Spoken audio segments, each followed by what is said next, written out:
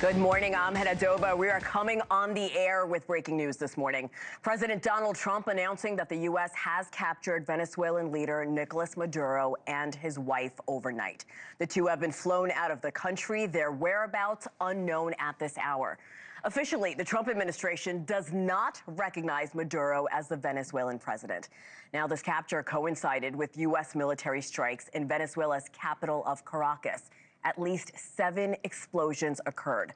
Now, this happened just after 1 a.m. on the East Coast. Witnesses say loud noises and airplanes could be heard in the skies above.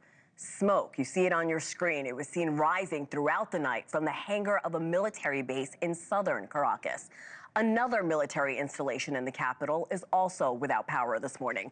The Venezuelan defense minister also claims civilian areas have been struck. That information has not been verified. Now, before his capture, Venezuelan leader Nicolas Maduro issued a statement issuing a national emergency, mobilizing the nation's defense forces. The Venezuelan government also issued a statement saying the attack is a, quote, extremely serious military aggression perpetrated by the current government of the United States of America, end quote. The FAA also taking action of its own, issuing an all-stop of commercial flights over Venezuela, citing the safety of ongoing military activity. You can clearly see from Flight Radar 24 that flights are steering clear of that country. President Trump is set to hold a press briefing later this morning from Mar-a-Lago. NewsNation's Libbey is traveling with the president. She's joining us live from West Palm Beach, Florida. Libbey, good morning. What are we hearing from the president?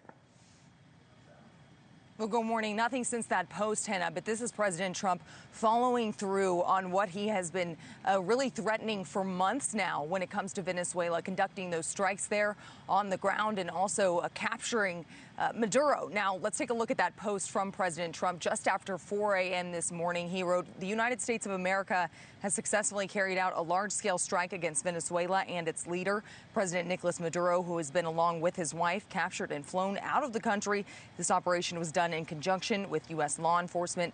Details to follow." Now, those details to follow are what we are expecting from President Trump later this morning at Mar-a-Lago when he holds that press conference. But it has been over 2 hours since that post, and other outlets were seeing reporting that it was the U.S. Army Delta Force who actually conducted the capture of Maduro after the CIA identified the Venezuelan president's location. Now, we also heard from the Secretary of State, Marco Rubio, following these strikes that we saw in Venezuela. The Secretary of State highlighting really what we've seen from the State Department over the last several months, designating Maduro, of course, the leader of that foreign terrorist organization. We also know that there is that $50 million bounty that was on Maduro's head for the last several months that was put in place by the State Department. And of course, this also comes after those operations, Operation Southern Spear, what we've seen play out in the Caribbean over the last several months. Those nearly 3 dozen strikes on alleged drug boats, killing over 100 alleged drug traffickers, and then also the largest armada in recent U.S. history that was built up off the coast of Venezuela. Still sitting there today